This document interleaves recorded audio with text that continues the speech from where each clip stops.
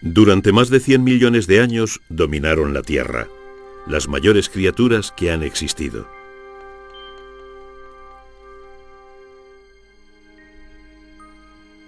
Pero de repente desaparecieron misteriosamente. Una fuerza aún mayor que los grandes dinosaurios pudo acabar con ellos de un golpe. Ahora, en uno de los capítulos más interesantes de la ciencia, los científicos están encontrando datos que relacionan la desaparición de estas grandes bestias con cuerpos celestiales. El rastro comienza en una colina junto a una antigua ciudad de Italia y nos llevará por todo el mundo hasta los páramos de Montana.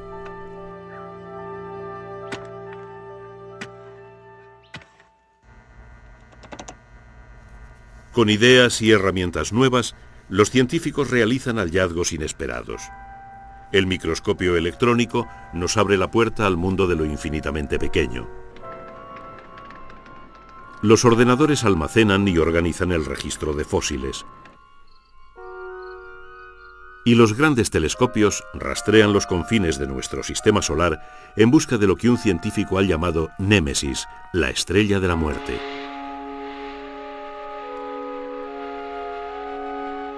Es una búsqueda que quizá un día nos revele el futuro del planeta Tierra. En la superficie de la Luna encontramos el rastro dejado por la fuerza que modeló nuestro planeta. Bajo las hostiles nubes de Venus, quizá hallemos un paisaje que nos recuerde a la Tierra primigenia. El planeta rojo, Marte. Las pruebas parecen demostrar que hace tiempo grandes ríos surcaban su superficie.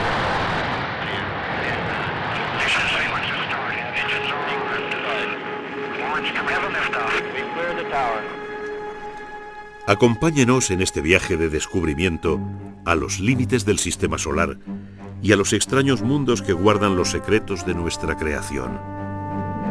La historia del planeta Tierra comienza en el espacio.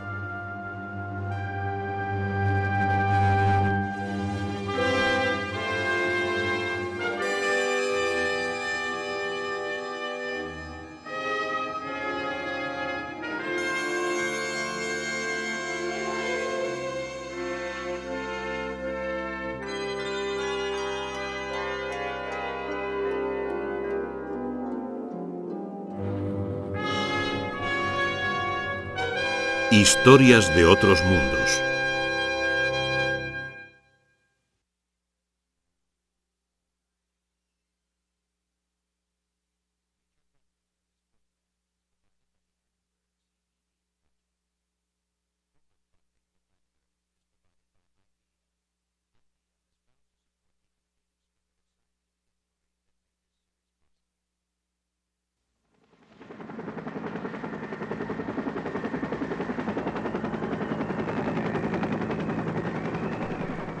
Las montañas Alan, en la Antártida, uno de los parajes más inhóspitos de la Tierra y un lugar extraño para comenzar la exploración de nuestro sistema solar.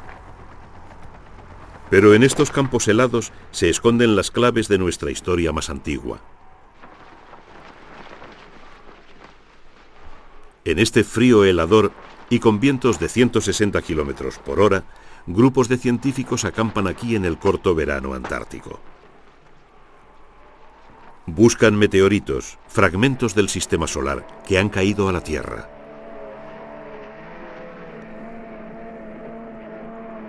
Los meteoritos están atrapados en una gran corriente de hielo que los arrastra desde el corazón del continente hasta la costa.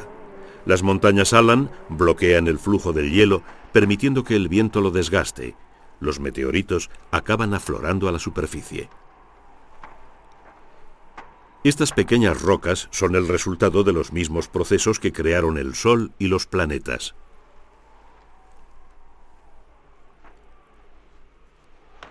Son cápsulas del tiempo cósmicas. Conservadas en este enorme congelador, nos cuentan una historia tan vieja como la Tierra. Al analizar este material, los científicos pueden reconstruir la creación de nuestro sistema solar.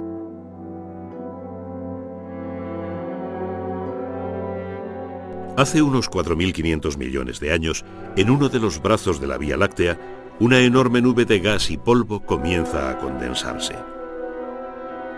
La nube, de miles de millones de kilómetros, se colapsa y toma la forma de un disco que gira sobre sí mismo, la nebulosa solar.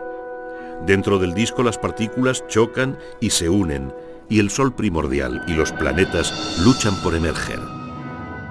Cuando el Sol comienza a arder, consume la mayor parte del gas del sistema solar, dejando tan solo unos cuantos mundos rocosos muy calientes.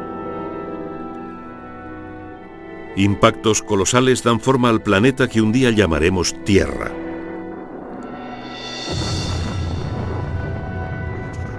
Se cree que una gran colisión provocó que el planeta se dividiera en dos, dando origen a la Luna. La Tierra comienza una lenta transformación hasta convertirse en el planeta que conocemos hoy.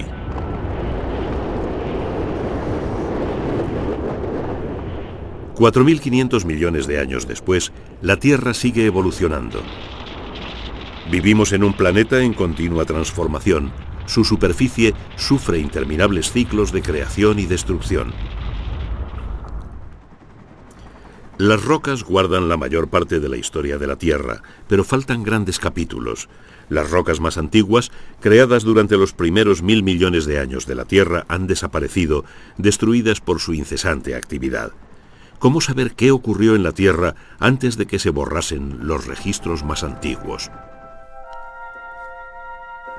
Nuestro vecino más cercano se formó de la misma manera que la Tierra. ¿Será posible que nuestra Luna contenga el secreto de los años perdidos de la Tierra?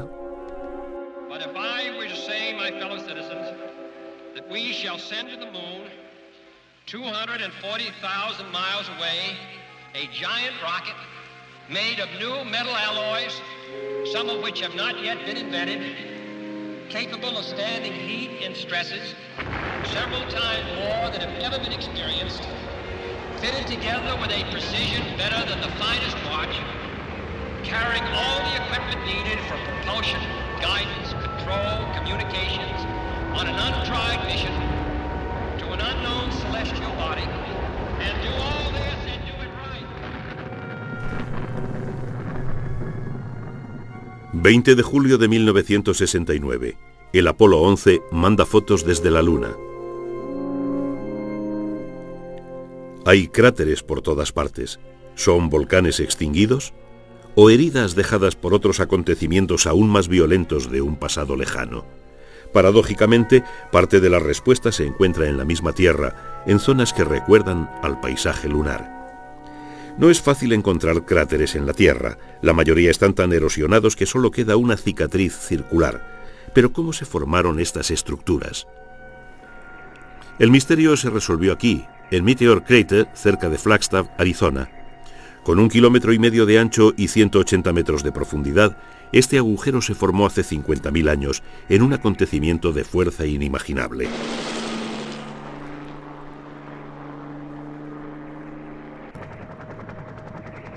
Muchos científicos pensaron que Meteor Crater era el vestigio de un antiguo volcán. La verdadera explicación es una idea mucho más radical. Cuerpos del espacio dieron forma a la Tierra. Gene Shoemaker, del Laboratorio Geológico de Estados Unidos, demostró que el cráter se formó cuando un meteorito de níquel y hierro chocó contra la Tierra. Las pruebas estaban por todas partes. La principal prueba que demuestra el impacto de un meteorito está en la geología. Justo debajo de nosotros, a 180 metros de profundidad, hay una capa de rocas rotas que ya estudiaron Daniel Moreau Barringer y sus colegas a finales del siglo XIX. Y esas rocas, a casi 200 metros de profundidad, contienen pedazos de meteorito, porque el meteorito se derritió al impactar y después se solidificó incrustado en las rocas. Otro indicio del origen de este cráter está en sus paredes. Vemos que hay capas de rocas perpendiculares a la zona del impacto y una de las paredes está mucho más desgastada por un lado que por otro. Las rocas que había aquí, en el centro del cráter, salieron disparadas con la onda expansiva como los pétalos de una flor y acabaron repartidas por la zona como una gigantesca manta de material.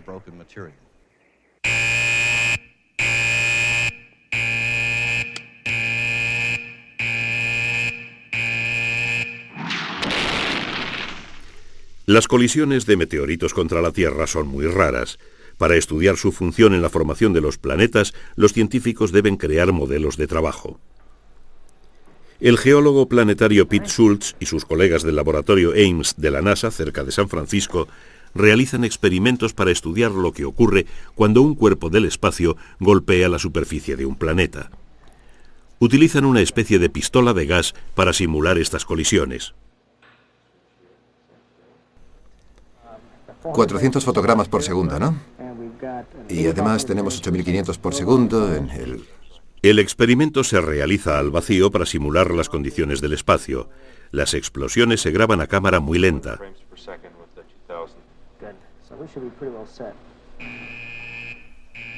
A 40.000 kilómetros por hora, las balas que dispara la pistola atraviesan un enorme tonel de más de 3 pisos de altura.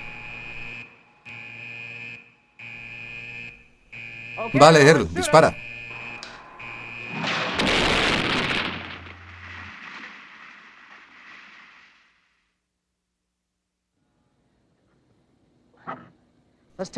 Vamos a ver qué tenemos. Esta secuencia muestra el cráter según va creciendo. El proceso es muy ordenado, no caótico. En el vacío no hay nada que interfiera y podemos ver que el material expulsado sale disparado y se convierte en un muro de escombros compuesto por el material expulsado hacia arriba y hacia afuera. Y después, ese material se mueve hacia abajo, pero el efecto sigue siendo una pared de material en movimiento.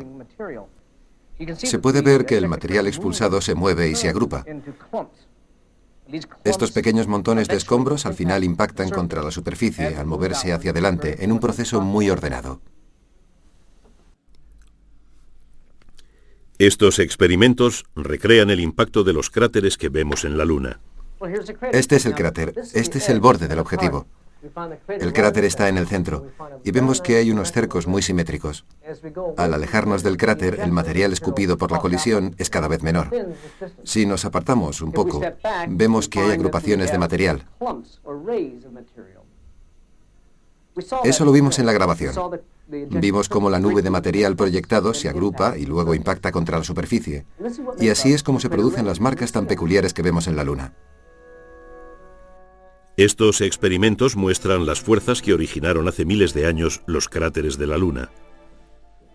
Sin embargo, para desvelar su historia, tenemos que saber cuándo se produjeron los bombardeos y cuándo se formaron las oscuras llanuras y las montañas lunares. Hasta que el hombre llegó a la Luna, nadie lo sabía.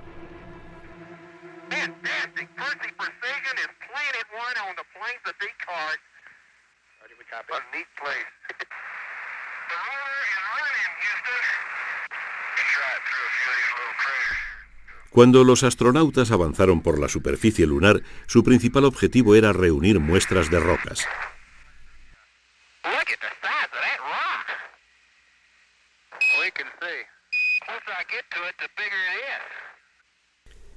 Muchos científicos pensaban que las rocas de la Luna serían muy antiguas y que si conseguían datarlas sabríamos más sobre el pasado de la Tierra y su satélite. Pero se equivocaban. La mayoría de las rocas lunares tienen de 3 a 4.000 millones de años, mucho más viejas que las de la Tierra, geológicamente más activa, pero aún así seguían faltando 500 millones de años de la historia de la Luna. Las muestras reunidas con tanto cuidado no eran parte de la superficie original de la Luna. Esta, como la de la Tierra, había desaparecido en un remoto pasado.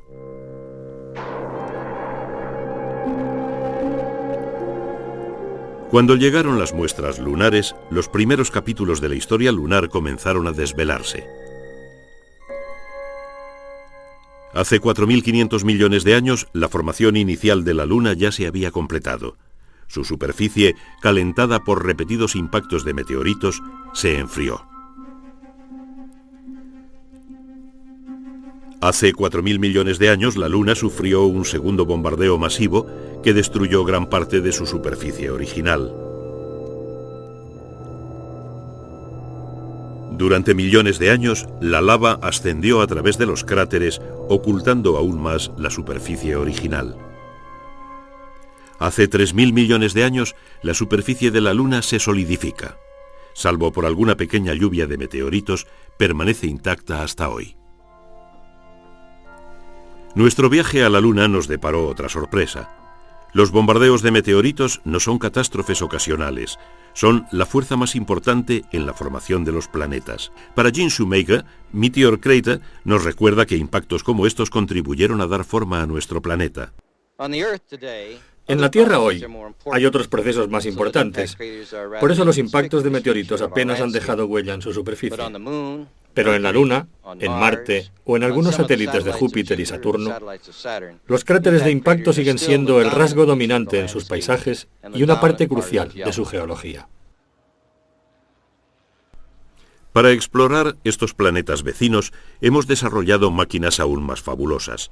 Complicados robots capaces de recorrer millones de kilómetros para estudiar otros mundos, aterrizar en ellos y contar lo que han encontrado. El primer planeta que visitamos fue Venus.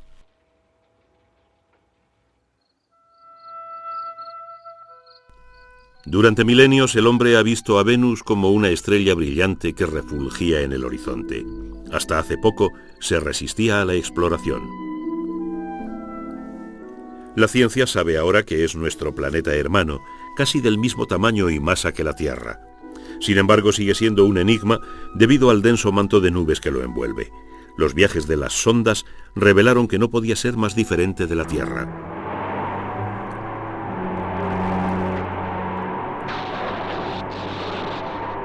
Si descendiésemos a través de la densa atmósfera de Venus, nos encontraríamos rodeados de dióxido de carbono y zarandeados por terribles tormentas.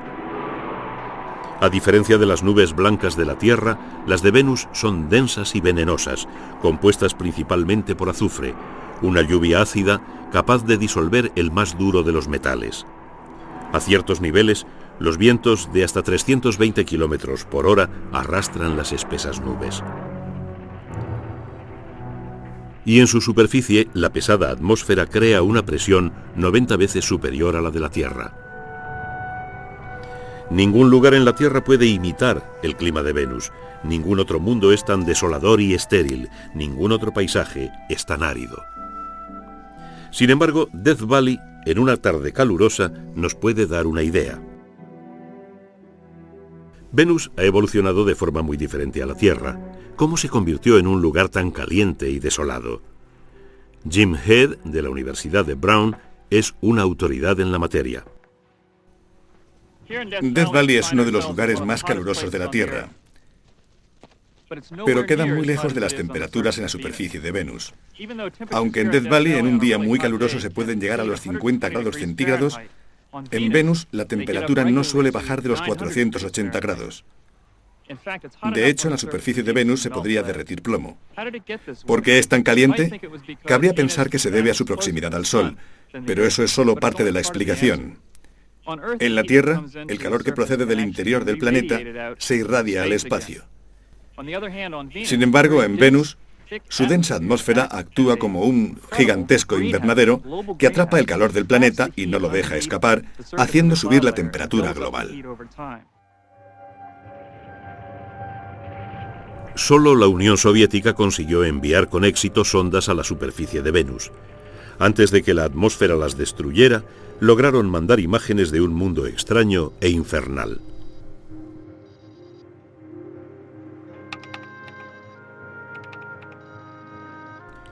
Las fotos son extraordinarias, pero nos dicen muy poco de la geografía de Venus. En 1977, la nave Pioneer Venus utilizó el radar para atravesar las densas nubes y Jim Head y sus colegas tuvieron una visión global del planeta. La sonda Pioneer Venus realizó, gracias al radar, un mapa global y topográfico de la superficie de Venus. Podemos colorear en azul las zonas bajas, como vemos aquí, en verde las mesetas y llanuras, y las zonas altas en amarillo, marrón y rojo.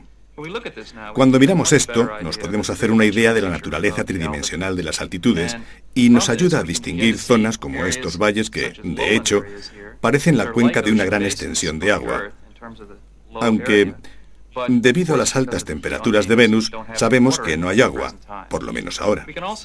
También podemos ver algunas regiones de gran altura, Ishtar Terra, aquí lo tenemos. Es del tamaño de Australia y tiene una cadena montañosa muy característica. Los montes Maxwell, por ejemplo, alcanzan los 9.000 metros, es decir, son más altos que el Everest. Pero estas imágenes no son muy precisas.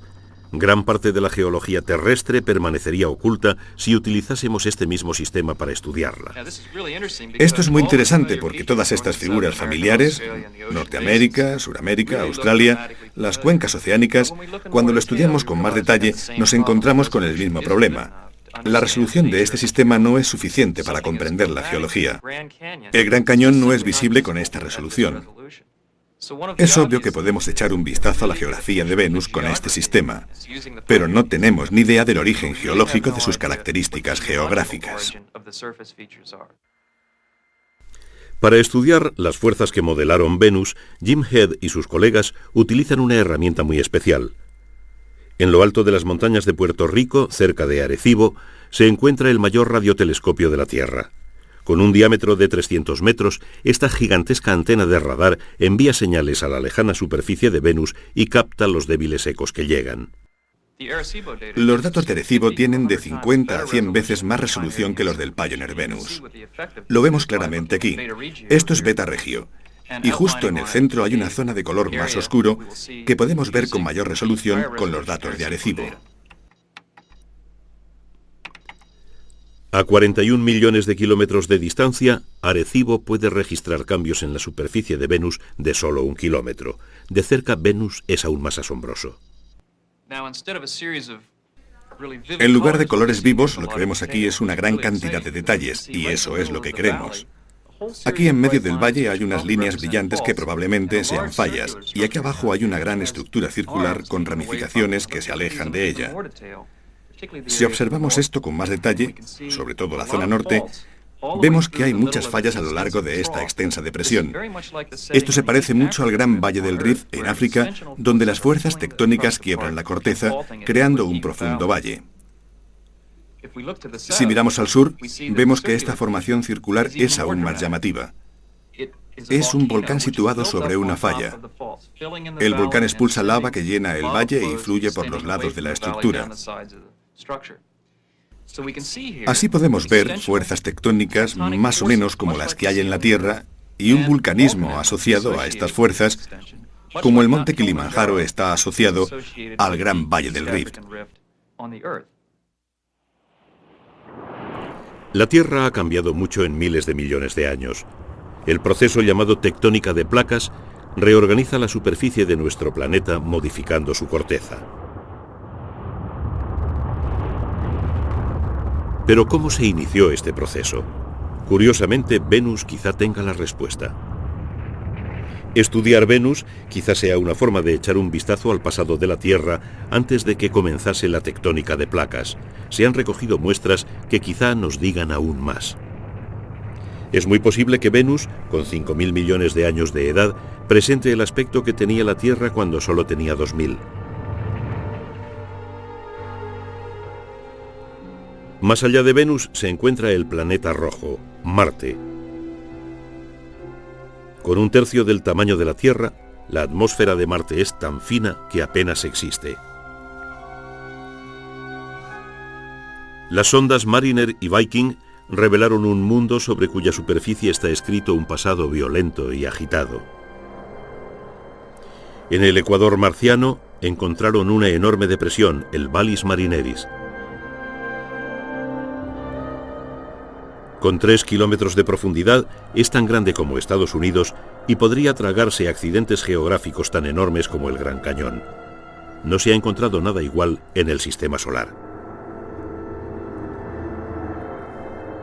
Solo en nuestra imaginación podemos sobrevolar estos grandes cañones, pero quizá futuras sondas espaciales lo consigan. Al noroeste del Vallis Marineris, el Mariner 9 fotografió un gran volcán cuya altura es 3 veces la del Everest. Mide 27 kilómetros y su base es tan ancha como el estado de Montana, un lugar tan majestuoso que recibió el nombre de Monte Olimpo. Marte es un mundo que funciona a escala gigantesca.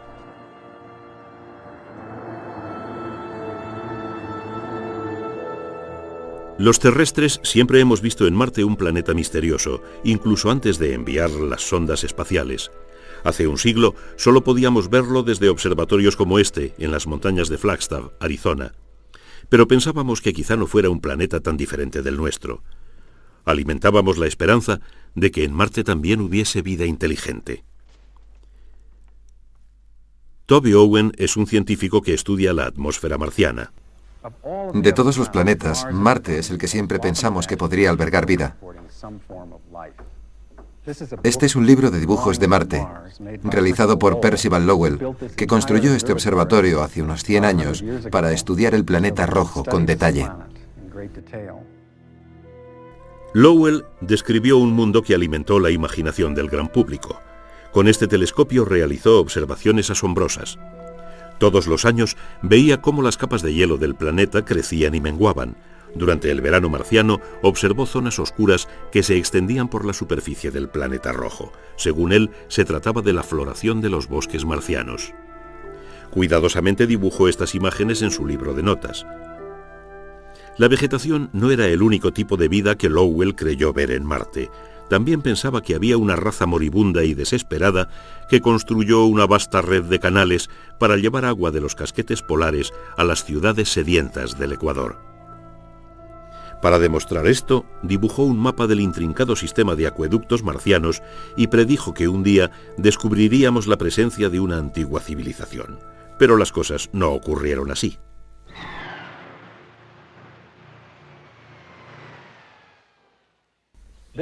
Este es el telescopio que Percival Lowell utilizó para realizar sus observaciones de Marte y para hacer sus dibujos. Lowell estaba atrapado en la Tierra, como todos los astrónomos, hasta que pudimos mandar sondas espaciales a otros planetas. Cuando llegamos a Marte con el Viking, encontramos un planeta muy distinto del que había imaginado Lowell.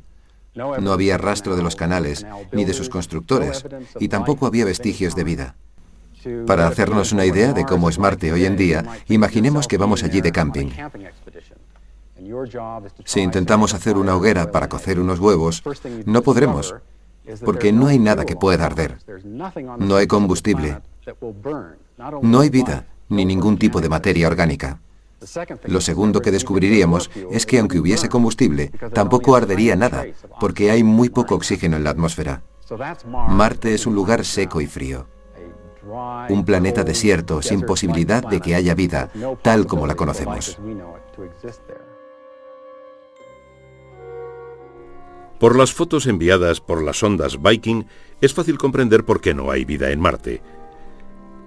Sin embargo, las fotos tomadas desde una órbita cercana al planeta revelan un mundo diferente.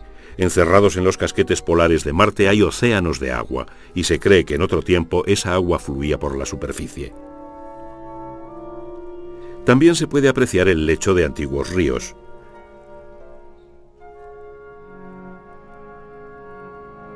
Y enormes llanuras semejantes a lagos secos nos hablan de un Marte que no siempre fue tan desolado y frío. ¿Qué pudo haber creado estas extrañas figuras? La primera pista la encontramos en la Tierra. Scablands, en el centro del estado de Washington. Hace 13.000 años, un lago de 8.000 kilómetros cuadrados cubría gran parte de Montana, hasta que reventó la presa glacial que lo retenía y sus aguas inundaron toda la zona. Un muro de agua de 30 pisos de altura lo arrasó todo en su camino hacia el Océano Pacífico. Tras su estela, dejó una de las formaciones geológicas más extrañas de la Tierra.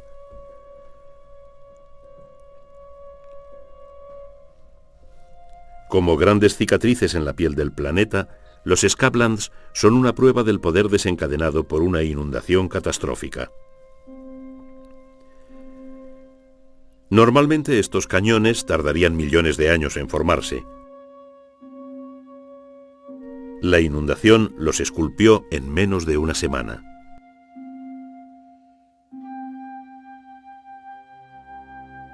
Vistas desde arriba, estas cicatrices de la gran inundación en la Tierra son asombrosamente similares a las imágenes de Marte. Por eso ahora creemos que hace miles de millones de años fluyó agua líquida por la superficie de Marte. Quizá en el remoto pasado fue un planeta como el nuestro.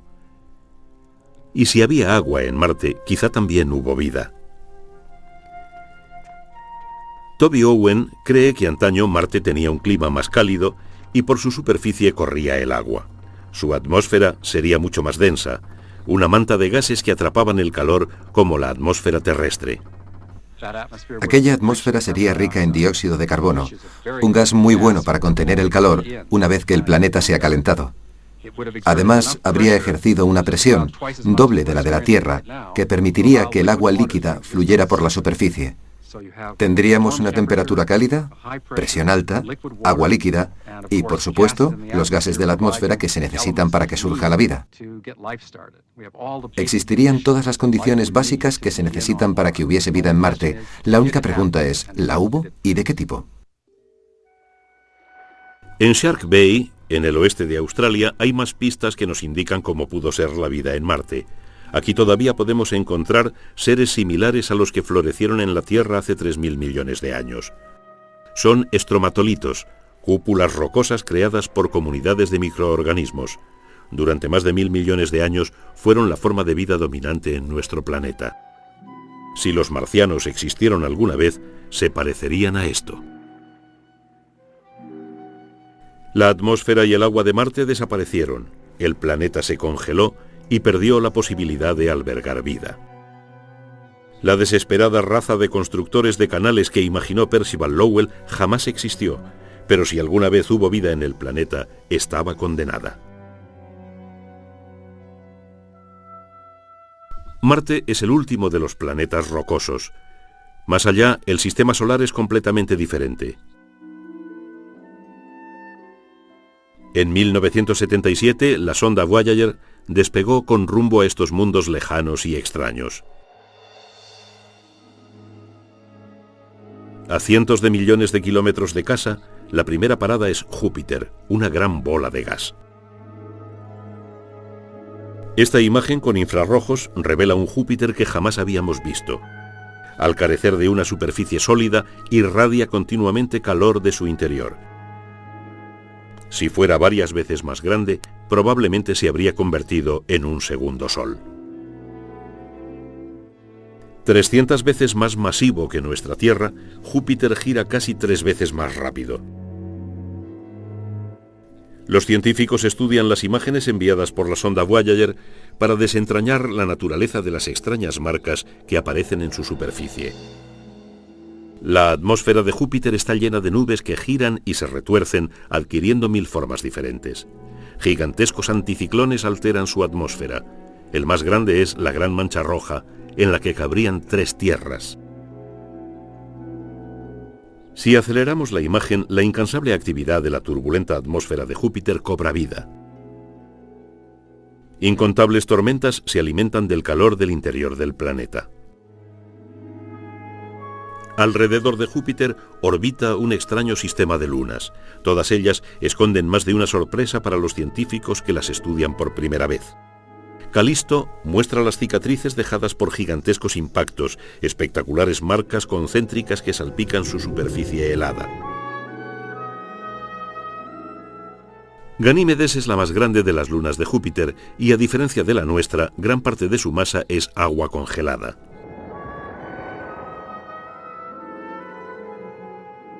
Europa es la más brillante de todas. Su agrietada superficie está cubierta por una capa de hielo.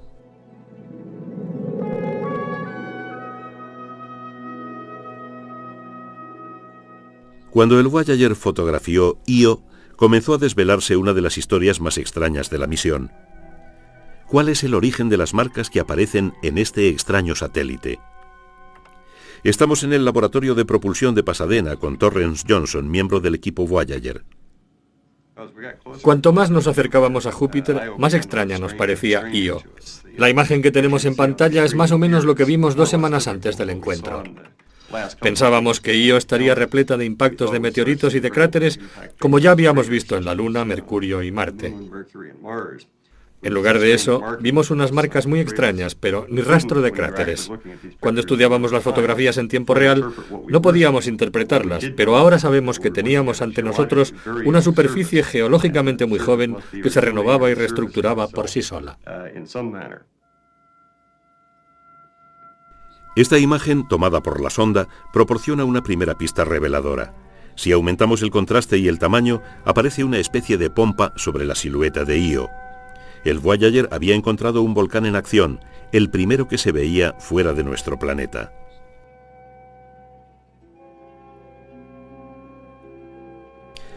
La sonda Voyager también reveló cómo se producen las erupciones. Los volcanes de Io expulsan compuestos de azufre a cientos de kilómetros por hora que llegan a ascender hasta los 300 kilómetros sobre la superficie.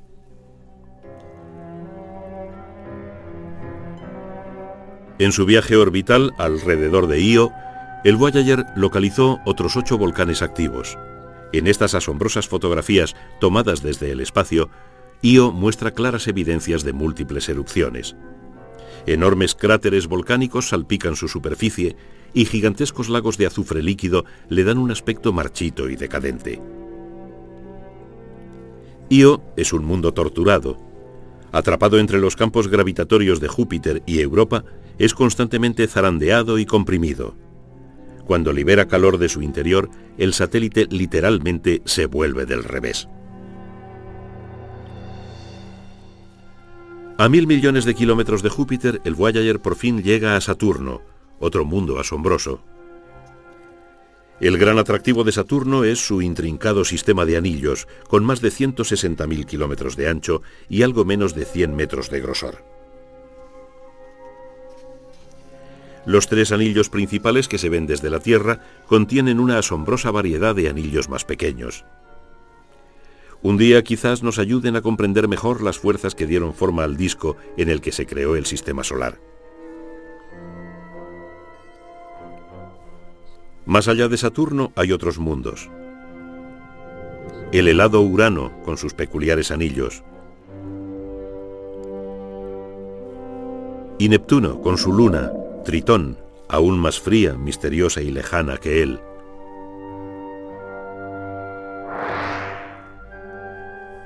Finalmente, el Voyager deja los planetas atrás. En los confines de nuestro sistema solar está la nube Oort, una gran concentración de desechos cósmicos surgidos tras la formación de los planetas. Allí es donde residen los cometas.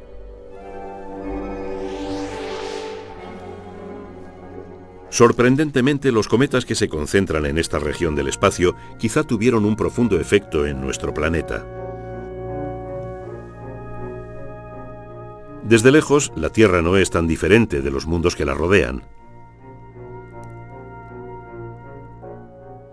Pero nuestros viajes a otros planetas nos han mostrado que la Tierra es un lugar único dentro del sistema solar.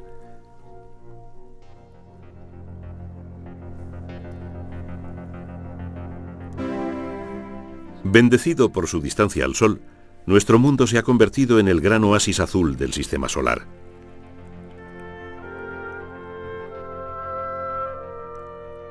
A diferencia de los demás mundos, el nuestro está bañado por océanos de agua líquida.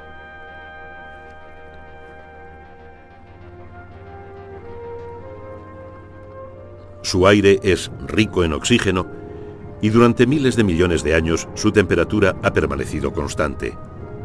En este escenario, la geología y la química han obrado milagros. Hace 3.500 millones de años apareció la vida en la Tierra. Partiendo de los orígenes más humildes, la vida ha crecido, se ha expandido y ha evolucionado. Con tenacidad ha conquistado cada rincón del planeta.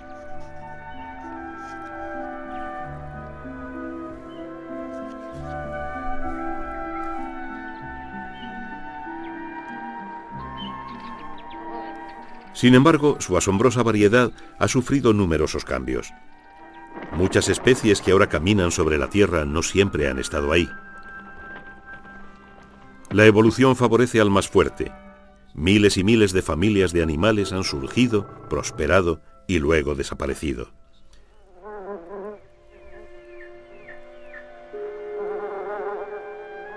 Incluso aquí, puede que el espacio tenga algo que ver.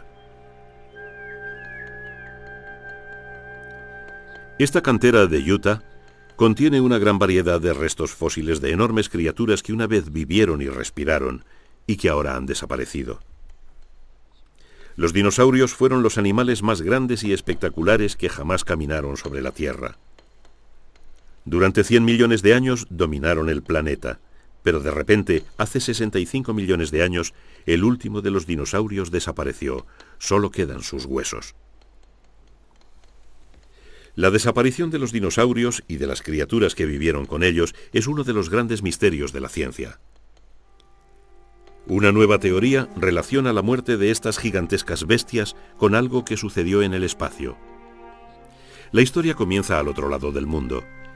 En el centro de Italia se encuentra la ciudad medieval de Gubbio, un escenario atípico para el desenlace de una de las historias más apasionantes de la ciencia moderna.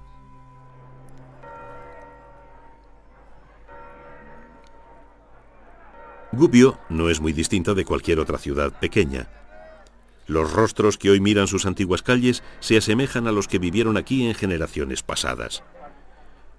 Para su gente, Gubbio sigue siendo un buen lugar donde trabajar y jugar. Pero gracias a los hallazgos realizados aquí damos un gran paso adelante. En esta historia intervinieron la suerte y la audacia, aunque sus conclusiones siguen siendo objeto de debate entre los científicos que sopesan nuevas teorías. Las primeras pistas llegaron de una cercana garganta de piedra caliza depositada en el período Cretácico, cuando los dinosaurios habitaban la Tierra. En 1975, Walter Alvarez, un geólogo de Berkeley, observó que había una fina capa de arcilla oscura en el límite entre los sedimentos del Cretácico y el Terciario, la época en la que desapareció el último dinosaurio. El misterio comienza a desvelarse cuando Walter muestra la arcilla a su padre, el premio Nobel de Física Luis Álvarez. Esta es la capa de arcilla que encontramos, y a primera vista no parece que tenga nada de particular. Sin embargo, es una arcilla especial, porque se encuentra entre la última capa de sedimentos del Cretácico, que es la era en la que los dinosaurios vivieron, y la primera del Terciario, que se depositó después de que todos los dinosaurios murieran. Y esto representa un periodo de tiempo muy pequeño.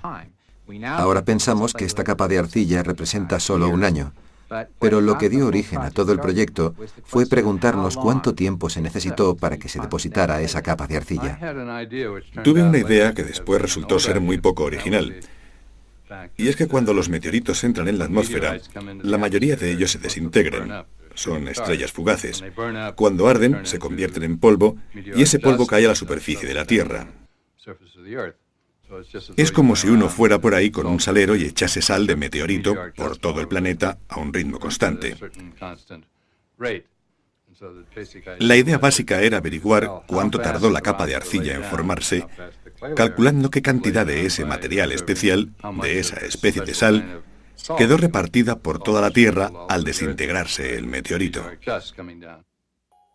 Midiendo la cantidad de polvo de meteorito contenido en la arcilla sabríamos cuánto tardó en formarse esa capa. Pero cuando se analizó la cantidad de iridio, un metal raro que se encuentra en el polvo cósmico que había en la arcilla de Gubbio, el resultado fue asombroso. Contenía mucho más de lo que se podía atribuir a una simple lluvia de estrellas. Al final llegamos a la conclusión de que se produjo un gran impacto, que un gran cuerpo, un meteorito o un cometa, chocó contra la Tierra y creó una enorme nube de polvo que tapó el Sol e hizo que la temperatura se desplomase. Todavía no lo sabemos a ciencia cierta, pero si una nube de polvo ocultase el Sol, sucederían cosas horribles. Si Luis Álvarez tiene razón, los dinosaurios debieron su fin a una colisión cósmica.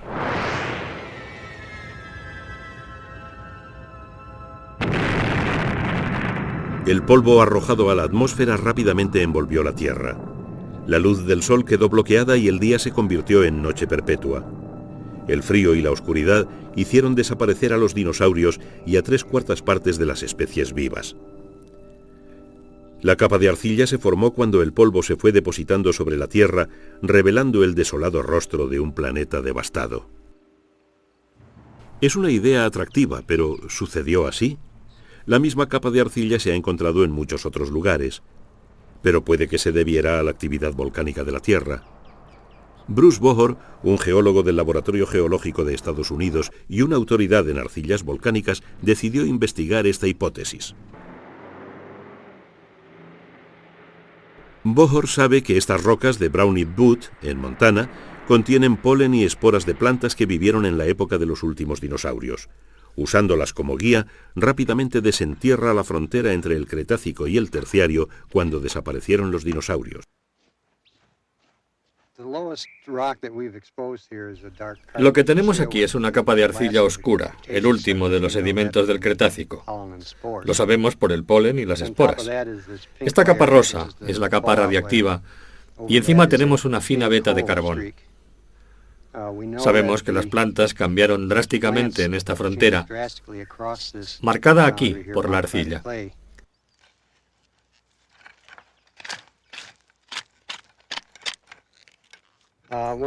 Cuando encontramos esta arcilla y la sacamos, parecía diferente de las cenizas volcánicas ya estudiadas.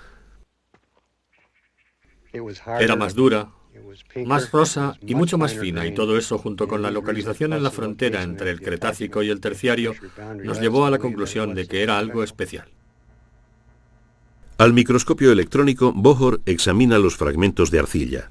Al tratarlos con ácido, observa que quedan unas partículas de cuarzo. Esas partículas contienen la pista de lo que está buscando. Este es un grano de cuarzo normal que podríamos encontrar en cualquier roca sedimentaria, ígnea o volcánica. No tiene marcas especiales en su superficie, es bastante lisa. Pero miremos la muestra y veamos qué podemos encontrar.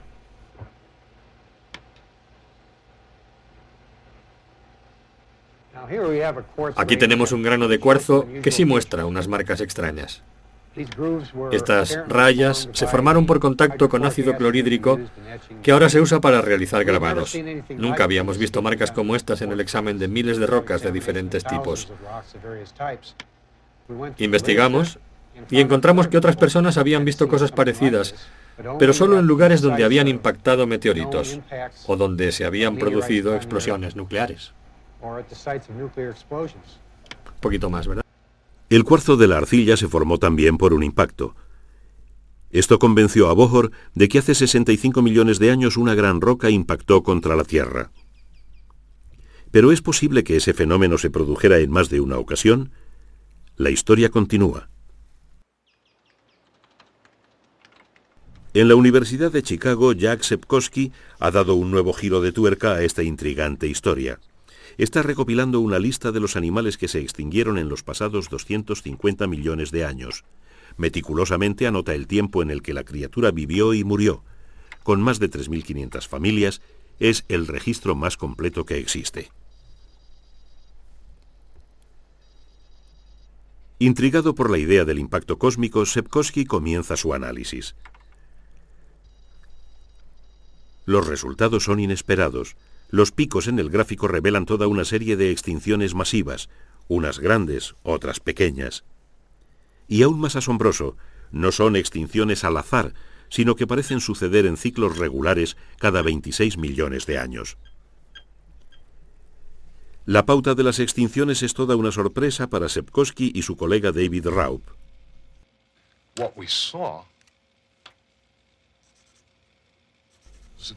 Vimos que no parecía algo que sucediera al azar, sino que ocurría de manera regular. Pensamos, no puede ser regular, debe haber un error estadístico. ¿Cómo vamos a demostrar algo así? Cada uno de estos hechos no es una entidad en sí mismo, sino que forma parte de una pauta regular. Así que si queremos comprender la extinción, tendremos que entender cada una de estas extinciones, no solo una. La segunda implicación es que no podemos considerar la biosfera como un sistema cerrado que tiene una historia independiente,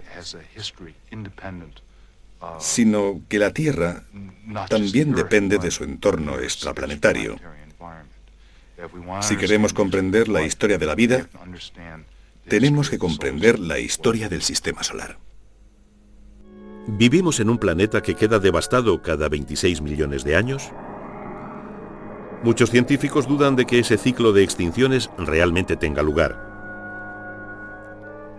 De nuevo en Berkeley, Luis Álvarez, como muchos científicos, es escéptico acerca de esos resultados, hasta que le habla de ellos a Rich Muller, un joven colega.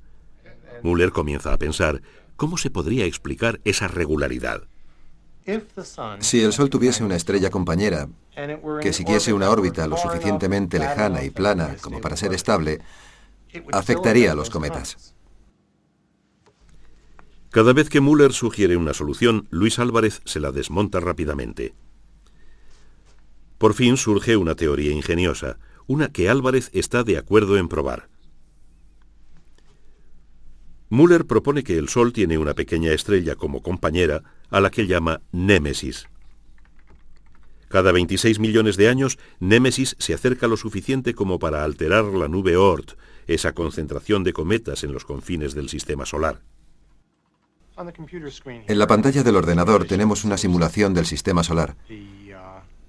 El círculo oscuro que ven aquí, en el centro, representa al Sol.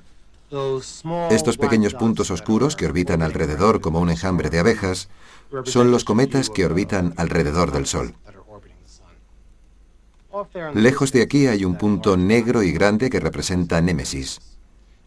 Verán que viaja muy lentamente cuando está lejos del Sol y apenas afecta la órbita de los cometas, pero cada 26 millones de años, o según este programa, cada varios segundos, se acerca al Sol. Y se acercan mucho los cometas, altera sus órbitas y manda un gran número de ellos hacia la Tierra y el Sol.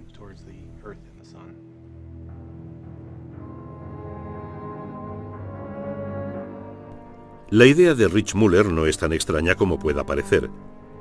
El Sol quizá tuviera un acompañante, ya que la mayoría de las estrellas que vemos son parte de sistemas múltiples. Si Némesis existe, nos debería dar un poco de miedo. No volverá hasta dentro de 15 millones de años.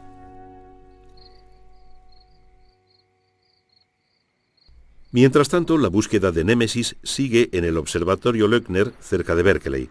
Aunque la mayoría de los científicos no crea que el Sol tenga una estrella compañera, Rich Muller y sus colegas siguen con su ambicioso estudio del cielo.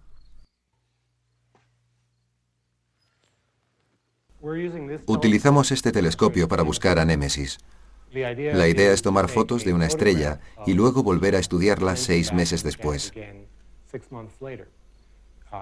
Si es una estrella cercana, entonces la Tierra se habrá movido alrededor del Sol y parecerá que observamos la estrella desde un ángulo diferente al de 6 meses antes. Tenemos 5.000 estrellas candidatas, 5.000 estrellas que hemos catalogado y fotografiado. Cualquiera de ellas podría ser Némesis.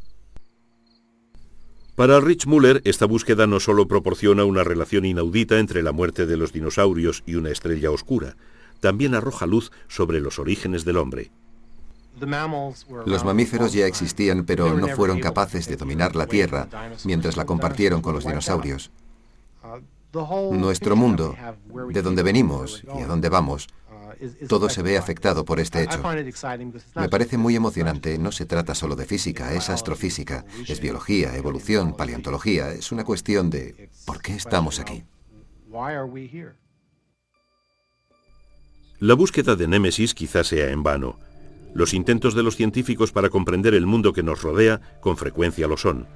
Mientras otros científicos investigan otras vías, la ciencia sigue adelante. El verdadero significado de la capa de arcilla, la regularidad de las extinciones y la existencia de Némesis dan pie a un fuerte debate. Pero de esos conflictos surgen nuevas verdades. La relación entre los cometas y nuestra existencia quizá sea mayor de lo que creíamos. Estos mensajeros de la destrucción quizá hayan sido también creadores de vida. En el nacimiento de nuestro sistema solar, innumerables cometas cayeron en la Tierra. Con ellos llegaron parte de nuestro aire, nuestra agua e incluso los elementos químicos de los que ha nacido la vida.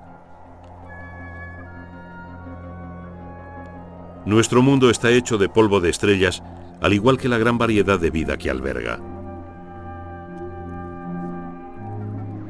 La vida evolucionó de la materia prima que se originó en el espacio, al que ahora devolvemos la visita. En los confines helados de la Tierra encontramos pruebas de nuestra conexión con el cosmos. Los restos de poderosas colisiones nos dicen que esas fuerzas lejanas son las mismas que en su día modelaron nuestro planeta y quizá hayan alterado el curso de la evolución.